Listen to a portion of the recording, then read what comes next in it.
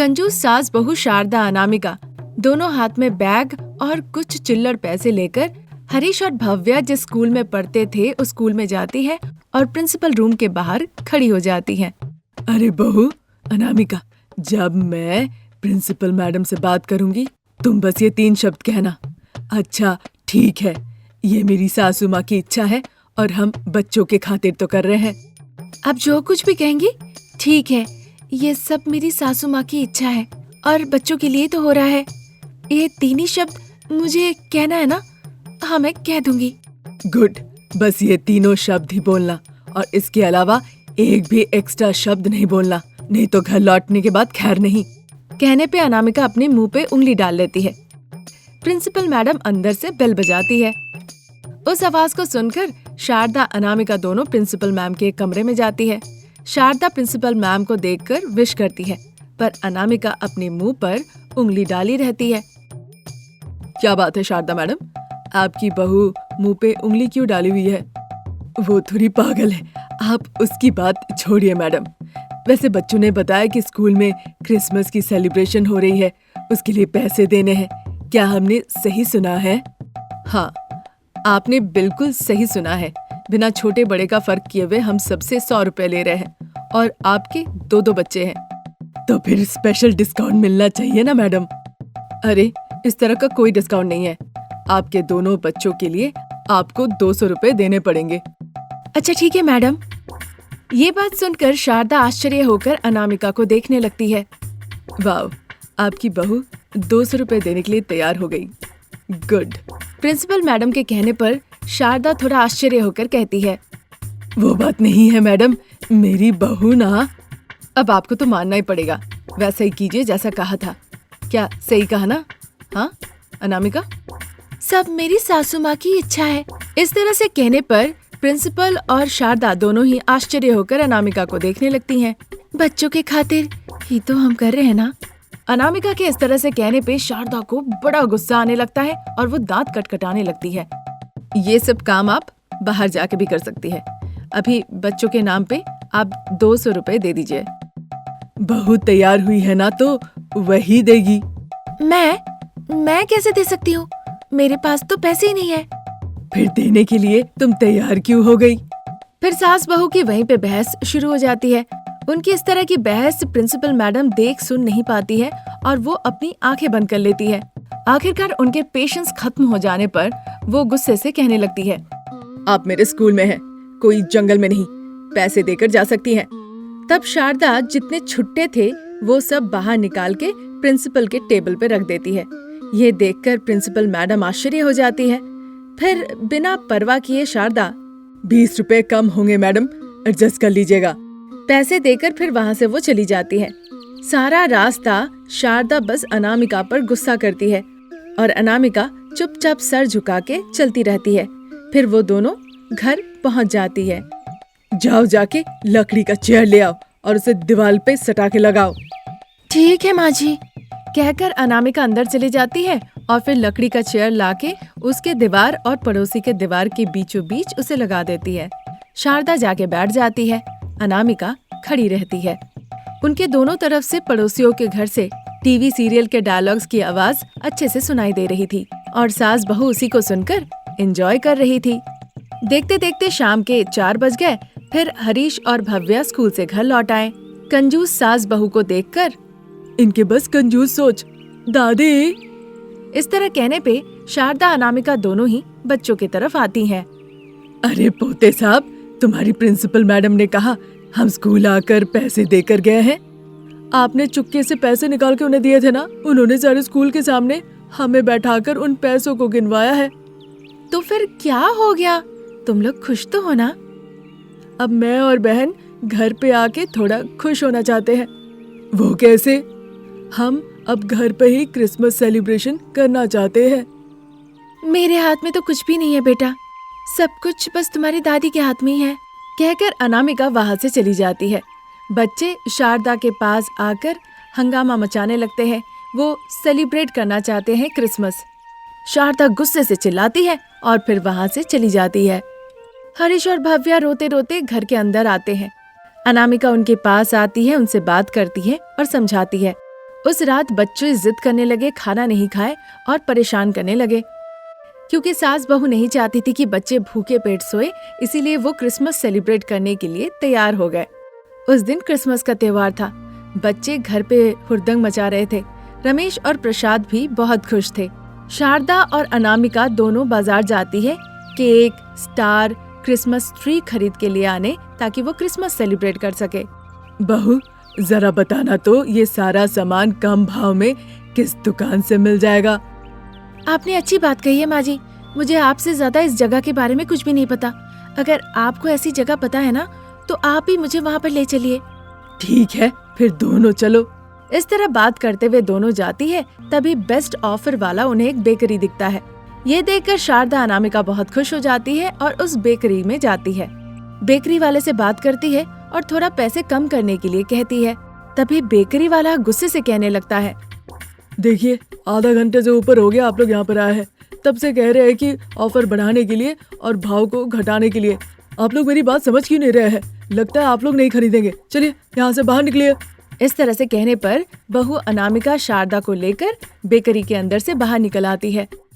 क्यों बहू, जब मैं बात कर रही थी तो तुम मुझे खींच कर क्यों लेकर आई? अरे माँ जी, अभी क्रिसमस का सेलिब्रेशन चल रहा है ना, इसलिए बेकरी वाले एक के साथ एक मुफ्त में दे रहे हैं। अच्छा होगा अगर हम यहाँ से चले गए तो। अगर हमें कोई और बेकरी शॉप दिख गया, ज्यादा ऑफर मिलेगा तो ज्यादा बचत भी तो होगी। ठीक है, चलो बहू। इस तरह सास बहू बातचीत करते हुए वहाँ से आगे बढ़ जाती है। इस बीच उन्होंने और भी कई बेकरी शॉप और क्रिसमस डेकोरेशन शॉप्स भी देखा, पर उन्हें कहीं भी अच्छा ऑफर नहीं मिला। चलते चलते अब सास बहू काफी थक चुकी थी। दोनों को ही बहुत प्यास लग जाती है। बहू, अब पैसों से कुछ नहीं खरीदेंगे, चलो किसी से मांग लेते हैं। सासू माँ की बातों पर अनामिका भी तैयार हो जाती है। फिर वो एक के घर पे जाती है। जाकर कॉलिंग बेल बजाती है। अंदर से कल्पना निकल आती है। सास बहू कल्पना को देखकर नमस्ते कहती है, पर कल्पना को कोई फर्क नहीं पड़ता। बताइए, आप लोग को क्या चाहिए? दीदी, बहुत प्यास लगी है, थोड़ा पानी दे दीजिए। इस तरह शारदा पूछती है तो कल्पना को लगता है कि सास बहू चोरी करने के लिए यहाँ आई है।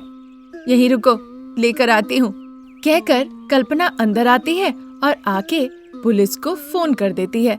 शारदा अनामिका इधर पानी का इंतजार कर रही थी, तब तक पुलिस आ जाती है। यही वो चोर है सर, जिनके बारे में मैंने बताया था। हम चोर नहीं है सर, आप हमें चोर क्यों बुला रही है? हमने तो बस पानी मांगा था, हमें नहीं पता था। हमें पानी नहीं चाहिए और अरेस्ट भी नहीं चाहिए, हम यहाँ से जा रहे हैं। आप लोगों को देखकर ही लग रहा है कि आप लोग चोर है। चलिए पुलिस स्टेशन चलिए। सर सर, हमें प्लीज छोड़ दीजिए। सास बहू बहुत विनती की, बहुत मनाने की कोशिश की, पर एसआई अरविंद उन्हें अरेस्ट करके जीप में बैठा के सीधा पुलिस स्टेशन ले गए और वहाँ ले जाके लॉकअप में डाल दिए। सर, हम क्या कह रहे हैं एक बात सुन लीजिए। बच्चे क्रिसमस सेलिब्रेट करना चाह रहे थे, इसीलिए केक, स्टार, क्रिसमस ट्री लेने आए थे। अच्छा ऑफर देखने के लिए हम बहुत घूमे, घूमते घूमते थक गए तो पानी पीने के लिए हम वहाँ गए थे। सर प्लीज एक बार मेरे पति और ससुर जी को फोन लगाइए। इस तरह कहने पे एसआई अरविंद प्रसाद और रमेश को फोन करके पूरी बात बताते हैं। अपना अपना आधार कार्ड लेके वो तुरंत पुलिस स्टेशन पहुंचते हैं। एसआई अरविंद से बात करके वो कंजूस सास बहू को वहां से ले जाते हैं। तब तक मध्य रात्रि हो चुकी थी। फिर वहां से सब लोग मिलके एक दो दुकान में जाते हैं। वहां पे भी सारे स्टॉक्स खत्म हो चुके थे। अब कोई चारा ही नहीं था, इसीलिए पहले दुकान में वापस जाते हैं। वो दुकान वाला सास बहू को पहचान लेता है और सामान का भाव दुगना कर देता है। अब कोई चारा नहीं था, इसीलिए बढ़े हुए भाव में ही वो केक, स्टार, क्रिसमस ट्री खरीद के घर लौट आते हैं। बच्चे हरीश और भव्या दुखी होकर छत पे खड़े थे। तभी वो शारदा, अनामिका, प्रसाद और रमेश को आते हुए देखते हैं। वो खुशी खुशी भागते हुए उनके पास आते हैं। सामान देखकर बहुत खुश हो जाते हैं। सास, बहू, बाप, बेटा सभी मिलके बहुत अच्छे से डेकोरेट करते हैं। लाइट्स लगाते हैं, स्टार लगाते हैं, क्रिसमस ट्री को लाइट से सजाते हैं। बाहर वो टेबल लगाकर केक रखते हैं और सारे पड़ोसी वहाँ आते हैं। सभी को क्रिसमस की शुभकामनाएं। अभी हमारे बच्चे केक काटेंगे। उपहार स्वरूप तुम सभी लोग पैसे देना, उपहार नहीं चाहिए। शारदा कहती है। शारदा और अनामिका कितनी कंजूस है ये सोचकर सभी लोग हंसने लगते हैं। फिर बच्चे केक काटते हैं। वहाँ पे जो लोग आए थे सभी को केक देते हैं, पर कोई पैसे नहीं देता। सभी लोग कुछ ना कुछ गिफ्ट देते हैं और केक लेकर चले जाते हैं। ये देखकर सास बहू को बड़ा दुख होता है, पर चाहे कुछ भी हो, बच्चे सभी के साथ क्रिसमस सेलिब्रेट करके बहुत खुश होते हैं। ये थी आज की कहानी, कंजूस सास बहू की क्रिसमस। आपको हमारी कहानियाँ कैसी लग रही है हमें कमेंट करके जरूर बताएं, और भी कहानियों के लिए चैनल को सब्सक्राइब करें। Thank you for watching. Sharda alteration के नाम से घर के सामने एक बोर्ड टंगा हुआ था। शारदा बेंच पे बैठी हुई थी अपने बगीचे में। जब शारदा सिलाई कर रही थी तभी 25 साल का बेटा रमेश घर के अंदर से 2 नोटबुक लेके निकल आता है। माँ, मैं कॉलेज जा रहा हूँ, मुझे 500 रुपए चाहिए। 500 रुपए? इतने पैसे क्यों चाहिए बेटा?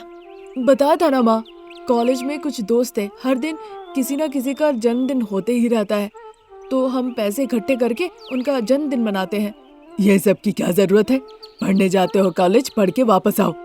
अरे माँ, दोस्तों के सामने मेरी बेइज्जती हो जाएगी, प्लीज दे दो ना। इस तरह रमेश कह ही रहा था, तभी घर के सामने से शारदा के पति प्रसाद एक बड़ा सा बोर्ड लेकर आते हैं। बेटा रमेश, देखो तो बोर्ड कैसा है, अच्छे से पढ़ के अपनी माँ को बताओ। इस तरह प्रसाद के कहने से रमेश बोर्ड को अच्छे से पढ़ने लगता है और एक एक शब्द पढ़ के अपनी माँ को समझाता है।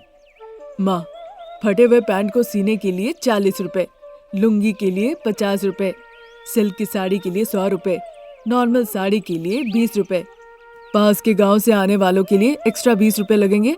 इस तरह एक एक करके डिटेल में बोर्ड में लिखा हुआ है माँ।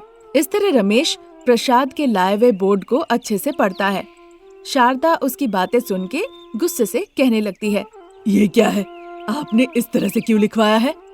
शेखर जो बोर्ड लिखता है वो 100 रुपए देने के लिए परेशान कर रहा था, 100 रुपए नहीं दे रहा था, इसीलिए मैंने उससे ये सब कुछ लिखवाया है। वो तो ठीक है, लेकिन आपका बेटा 500 रुपए मांग रहा है। हाँ, कॉलेज जा रहा है, उसके तो खर्च भी है, दे दो उसे रुपए शारदा। ये सुनकर शारदा बिना कुछ कहे घर के अंदर चली जाती है। प्रसाद अपने बेटे रमेश के पास आते हैं। सुनो, अगर तुम मेरा शेयर नहीं दोगे तो मैं सपोर्ट नहीं करूँगा। दूंगा पिताजी, जैसे मैं कॉलेज से लौट आऊंगा आपको मैं 200 रुपए दूंगा।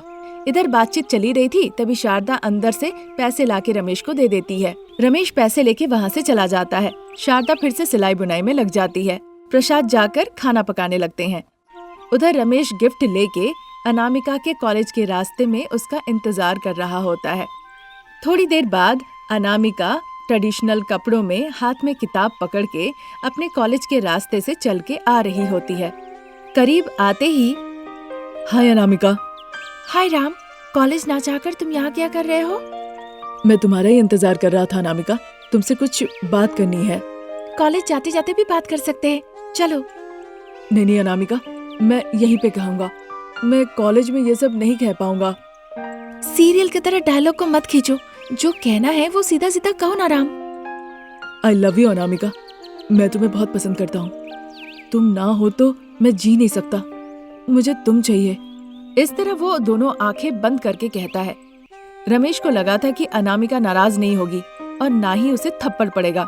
थोड़ी देर बाद रमेश अपनी आंखें खोलकर अनामिका को देखता है। लाइट लो राम, प्यार के लिए मेरे पास वक्त नहीं है, मुझे बहुत बड़ी एक मॉडल बनना है और उसी रास्ते पे मैं चल चुकी हूँ। पहले पत्नी और फिर माँ बनने का मुझे कोई शौक नहीं। वो बात नहीं अनामिका, बस कहो तुम पसंद करती हो, फिर तुम जितना दिन चाहोगी मैं इंतजार करूंगा। दोस्त के लिए तुम ठीक हो राम, पर लवर के लिए नहीं हो। I am sorry. इतना कहकर अनामिका वहाँ से चली जाती है। रमेश अपने आंखों में आंसू लेकर आगे बढ़ता है। फिर शाम का वक्त था। शारदा अपनी मशीन पे सिलाई कर रही थी। तभी एक मोर जिसके पैर पे चोट लगी थी उड़ते हुए शारदा के बगीचे में आता है। शारदा चोट लगे उस मोर को देखकर अपने हाथों में उठा लेती है। अरे ये क्या, थोड़ी हल्दी लगा दूं, इस मोर को तो चोट लगी है। इस तरह कहने पे प्रसाद अंदर से हल्दी का डब्बा और कपड़ा लेकर आते हैं। शारदा मोर के पैर पे पट्टी बांध देती है। तभी शारदा का फोन बज उठता है। हेलो, कौन बोल रहे हैं? मैं सरकारी अस्पताल से नर्स बोल रही हूँ। नर्स, आपका कोई कपड़ा मेरे पास तो नहीं है। आपका बेटा रमेश कुछ पॉइजन पी लिया है, आप लोग जल्दी अस्पताल आ जाइए। फिर नर्स फोन रख देती है। शारदा घबराते हुए रोते रोते प्रसाद को पूरी बात बताती है। दोनों परेशान होके रोते रोते उस मोर को घर पे ही छोड़ के ऑटो में बैठ के अस्पताल जाते हैं। रमेश बिस्तर पे लेटा हुआ था। शारदा रोते रोते उसके पास जाती है। क्यों बेटा, तुमने ऐसा काम क्यों किया? अनामिका के लिए पिताजी। फिर रोते रोते रमेश अपने माँ पिताजी को अनामिका के बारे में पूरी बात साफ साफ खुल के बताता है। उस लड़की के लिए तुम अपनी माँ से दूर हो जाते बेटा। माँ, उसके बिना मैं जी नहीं सकता। माँ, तुम अनामिका को चाहते हो, मैं तुम्हें चाहती हूँ। तुम्हारे लिए मैं उसे जाकर मनाती हूँ। चलो। इस तरह कहती है और रमेश को लेकर वो घर वापस लौट जाती है। अगले दिन सुबह सुबह वो मोर आंगन में घूम रहा होता है। प्रसाद खाना पका रहे थे। शारदा अनामिका के घर पे गई थी उससे बात करने के लिए। अनामिका के पिताजी सुदर्शन और माँ बिमला, जब उन्हें रमेश के बारे में पता चला तो उन्होंने अपनी बेटी को बहुत डांटा।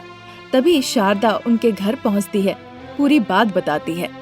अरे आंटी, मैं क्या कहना चाहती हूँ आप समझ ही नहीं रही है। मैं अभी शादी नहीं करना चाहती हूँ। मुझे एक बेहतरीन मॉडल बनना है। अलग अलग स्टूडियो में जाके घूमना पड़ेगा। कई लोगों से मुझे मिलना पड़ेगा। शादी के बाद तुम्हें जहाँ जाना है जा सकती हो। जिस स्टूडियो में जाना है जाओ। जिस इंसान से मिलना है मिल लो। मैं तुम्हें कुछ नहीं कहूँगी। उनके इस तरह कहने पे अनामिका सोचने लगती है। काफी देर तक सोच विचार करने के बाद अनामिका रमेश से शादी करने के लिए तैयार हो जाती है। फिर एक दिन शुभ मुहूर्त देखकर अनामिका और रमेश की मंदिर में जाके शादी हो जाती है। अब अनामिका कॉलेज जाने वाली लड़की से बन गई रमेश की पत्नी, कपड़े सीने वाली शारदा और खाना पकाने वाले प्रसाद की बहू। इसके बावजूद बिना कुछ काम काज किए वे दिन भर वो टीवी चला के फैशन टीवी देखा करती थी। शारदा मोर का ख्याल रखती थी, उसके साथ खेलती थी, कपड़े सिलती थी और उसी से वो पैसे कमाती थी। प्रसाद खाना पकाते थे और अनामिका कल उस स्टूडियो जाना है, कल दूसरे स्टूडियो में शूटिंग है, ये सब कह के शारदा से पैसे लेकर निकल जाती थी। फिर एक दिन, यहाँ बेटे के खर्च से तो ज्यादा बहू के खर्च है और कुछ कहो तो घर छोड़ के वो चली जाएगी, पर ये बात मेरा बेटा नहीं सह पाएगा, हम उसे खो देंगे। ये सोचकर वो दिन रात देखे बिना बस मशीन चलाने लगती है। इसी तरह दिन निकल रहे थे। एक दिन दुखी हालत में अनामिका फूलों के पौधों के बीच में जाकर खड़ी थी। ये देखकर शारदा उसके पास जाकर पूछती है, क्या हुआ बहू, तुम इतनी दुखी क्यों हो? अब क्या कहूँ माँ जी, जहाँ भी जा रही हूँ लोग तरह तरह के नए नए वैरायटी मांग रहे हैं, नए नए पोज देने को कह रहे हैं। अलग अलग पोज देकर मैंने तस्वीर खिंचवाई। जब भी सबसे पूछती हूँ तो वो कहते हैं अच्छा है, पर जब मौका मिलेगा तब हम आपको बुलाएंगे। इससे दुखी क्यों हो रही हो बहू? और कोशिश करो, परेशान होने की क्या जरूरत है? हाँ, बहुत हो गया माँ जी। अब तक बिना काम काज करके, खाना नहीं पका के मैं आपको और पिताजी को बहुत परेशान की हूँ। आप लोग मेरी वजह से बहुत चिंतित रहते हैं। अरे बहू, तुम इतना चिंता मत करो, नहीं तो खूबसूरती कम हो जाएगी। तुम अपनी कोशिश जारी रखो, हम अपना करते रहेंगे। इतना कहकर शारदा घर के अंदर चली जाती है। उस रात रमेश बड़े आराम से सो रहा होता है, पर अनामिका परेशान होकर घर के अंदर ही घूम रही थी। प्रसाद भी बड़े आराम से सो रहे होते हैं, पर शारदा कुछ सोच रही थी और वो खिड़की के पास खड़ी होकर बाहर देख रही थी। अगले दिन शारदा जब मोर को खाना खिला रही थी, तब वो अपनी बहू की तकलीफ के बारे में मोर को बताती है। तभी मोर अपने पंख को लहराता है और उसके पंख नीचे गिर जाते हैं। उसके ढेर सारे गिरे हुए पंख को देखकर शारदा को एक बहुत अच्छी तरकीब आती है। शारदा बहुत खुश हो जाती है। अगर मैं मोर के पंख से ड्रेस बनाती हूँ तो एक नया वैरायटी दिखेगा। इस तरह वो सोचती है और फिर देर ना करते हुए जल्दी से उन पंखों को लेकर वो मशीन के पास आती है। वो सारा दिन शारदा ने ना कुछ खाया ना एक कप चाय पिया। वो बस मशीन पे ही बैठी रही और मोर पंख से एक ड्रेस बना दी। बहू, अनामिका, एक बार बाहर आना जरा। इस तरह वो अनामिका को बुलाती है। अनामिका जैसे ही बाहर आती है, उसके हाथों में वो मोर पंख वाला ड्रेस रख देती है। बहू, ये ड्रेस तुम्हारे लिए है, मोर पंख से मैंने बनाई है। इसे पहनकर अच्छी तस्वीरें खिंचवाओ और अपने दोस्त जान पहचान को भेजो। अनामिका खुशी खुशी वो ड्रेस अंदर ले जाती है और उसे पहन के शारदा के पास वापस आती है। वो मोर पंख वाला ड्रेस पहनकर अनामिका बिल्कुल मॉडल की तरह लग रही थी। रमेश अनामिका की तस्वीर लेता है। अनामिका भी वो ड्रेस पहनकर तरह तरह का पोज से तस्वीर खिंचवाती है। रमेश तरह तरह के पोज में अनामिका की तस्वीरें लेकर अच्छा फोटोशूट कर देता है। अनामिका मोर पंख वाला ड्रेस पहने हुए उन तस्वीरों को सोशल मीडिया में पोस्ट करती है और वो वायरल हो जाते हैं। सोशल मीडिया में हलचल मच जाता है, उसे ढेर सारे लाइक्स मिलते हैं। अनामिका की तस्वीर इस तरह से वायरल होने की वजह से चारों तरफ अनामिका का नाम फैलने लगता है और वो फेमस मॉडल हो जाती है। फेमस मॉडल बनके अनामिका ढेर सारे पैसे कमाती है, जिससे वो अपने सास, अपने ससुर, अपने पति का बहुत अच्छे से देखभाल करने लगती है। ये आज की कहानी। नई कहानी लेकर हम बहुत जल्द हाजिर होंगे। तब तक के लिए नमस्कार।